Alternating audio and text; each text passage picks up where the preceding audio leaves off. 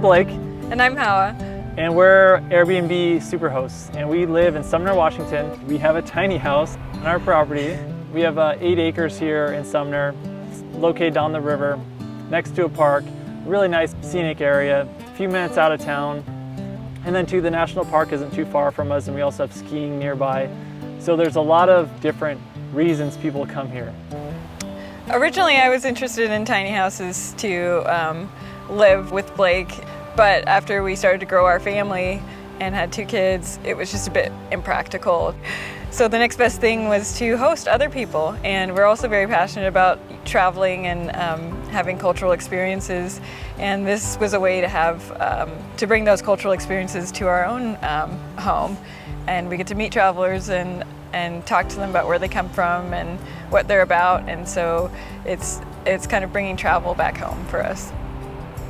What makes this property unique for us and for guests that come and stay is the fact that we have quite a bit of acreage here. This property here was originally my grandfather's property, so it's special to us, and it's very neat to be able to share it with others and to also see how they love the place as well. So we have 3 male alpacas, and their names are Ricky, Tuco, and Arby. And they all have slightly different personalities. Ricky is the most friendly one, but guests are always real cautious at first, and then they, will sneak in a little pet, and then they'll start petting some more, and I think we get a lot of alpaca lovers leaving. Yeah, we always give them the option to get in there and feed them at night. Once a day they're fed, so we provide them that experience. Yeah, we're always like, would you like to feed the alpaca? Oh yes, yeah. Certainly.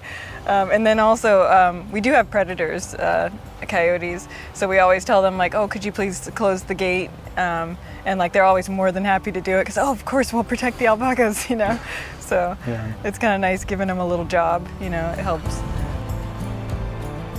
So originally we were planning on building a tiny house, but due to our daughter being very young, we decided that it wasn't the best choice for us as far as the best use of our time. So we ended up looking to buy either a used or a new one. We were looking at tiny house listings, and we came across one. We offered them what we thought we were willing to pay for, and they accepted it. So that was wonderful, and we got it here and got it up on Airbnb fairly quick. So we bought the tiny house for $43,000, and we estimate that we'll have it paid off, or we'll have the return on investment based on our income from the property in about 3 years. It'll be 100% revenue outside of our expenses of maintaining it and housekeeping and whatnot. Especially when you compare that to putting 20% down on a home and then paying it off for 30 years. It's a huge difference in terms of return on investment.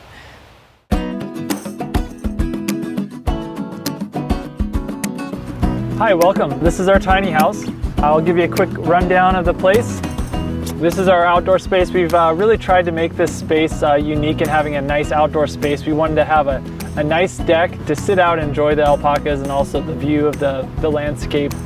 Well, we have wonderful sunsets here, and occasionally we have hawks and eagles that fly through the areas. Okay, so now that we've showed you the outside, let's go inside and let's give you a quick tour of the place. So welcome to the inside of our tiny house. As you can see here, this is our small living room. It's got a nice little sofa, place to be able to hang out on rainy days. As you can see, we've got a first floor bedroom right here. Yeah, so one thing that's unique about this place is that it's got some nice barn doors that slide open. They're painted nice and bright yellow to kind of liven the place up. In the tiny house, what we have to save space is a day bed. And the day bed is great because it can pull out into a larger bed. A lot of people don't actually pull it out into the larger bed, but it works out really well in this tiny house. And one of the great things about this tiny house is that it has so many windows, and so you can always get a great view of the little furry friends out there. Yeah, we've got almost close to 20 windows on this tiny house, which is a lot more than our main house. In terms of tiny houses, ours is quite long. It's 34 foot long, and that allows us to have a downstairs bedroom as well as the living room, kitchen, etc. And currently we have enough space for 6 adults to sleep. and then we have a back bedroom that can fit a pack and play for a small child. The kitchen area is a little small for 6, but because we have that added on deck, that really provides the extra room for guests, for larger groups that come here and visit us. Whenever we've had younger children here, they just absolutely adore the lofts. So I think it's kind of like a little kid's playhouse. Our kids like just completely love to climb up the ladders.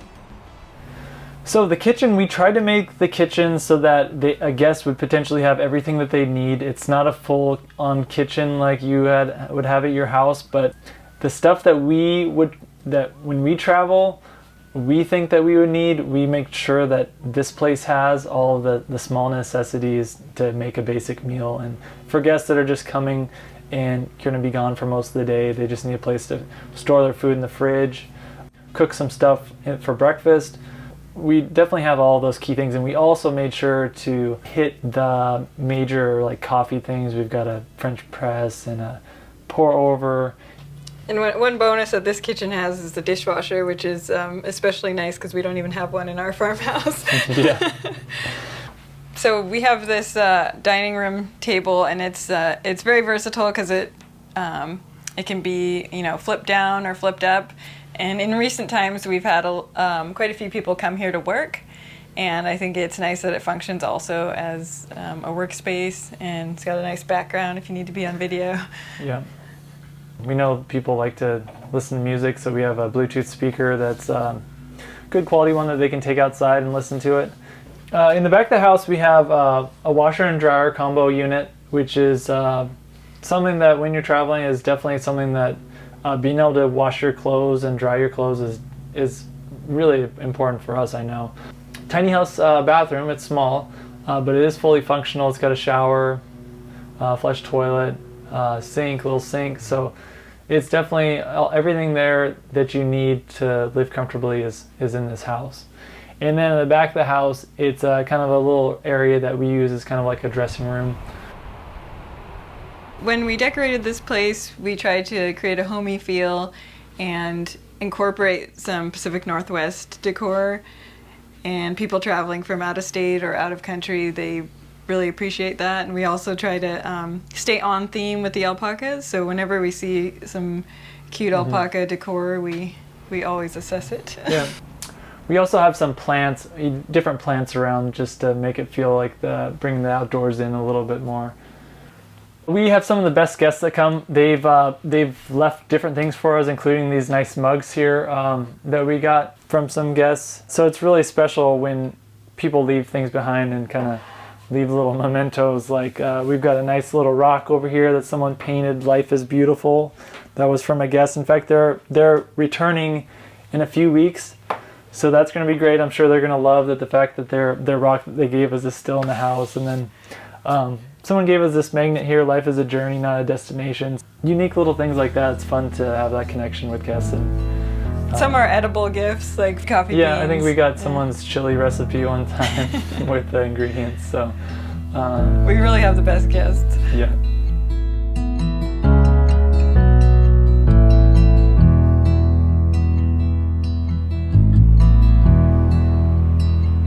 Yeah, it's a whole new perspective being an Airbnb host versus an Airbnb guest. We've become better guests after witnessing how good of guests we've had at our place. So that's been kind of unique in a way. Originally, one of the draws of tiny houses to actually live in was reducing your cost of living, and being able to afford something outright.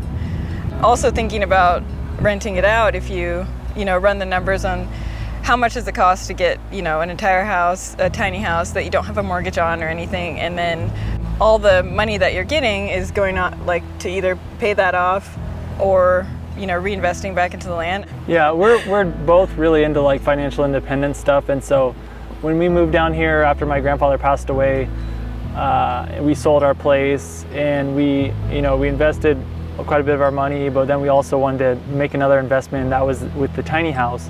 My grandfather's place was it was going to be vacant unless we decided to do something with it, so it didn't really make sense to live in a tiny house when we had a house that we could live in and fix up ourselves. Financially, it's definitely exceeded our expectations. You know, we both have full-time jobs, so a lot of the revenue that we get from the tiny house is just directly either put into improvements into the tiny house itself with amenities, or amenities as far as like improving the land, which is something that I'm really passionate about, you know, as far as building more pastures for more animals and things that is going to improve our property, but also make a greater experience for the guests that come and visit us. Another great thing about the income we get from Airbnb is that we're able to hire out some of the harder jobs that hosting comes with, like housekeeping. So we're able to afford to have housekeeping come when we're, you know, busy with the kids or with work, and we're able to afford to pay them, and they come and turn the house around really quick. And so it's cool to be able to employ somebody with a little side hustle for themselves. I guess that's just kind of been one of the things that we've enjoyed. One of the benefits is seeing that, you know, our side income is creating a side income for other people as well.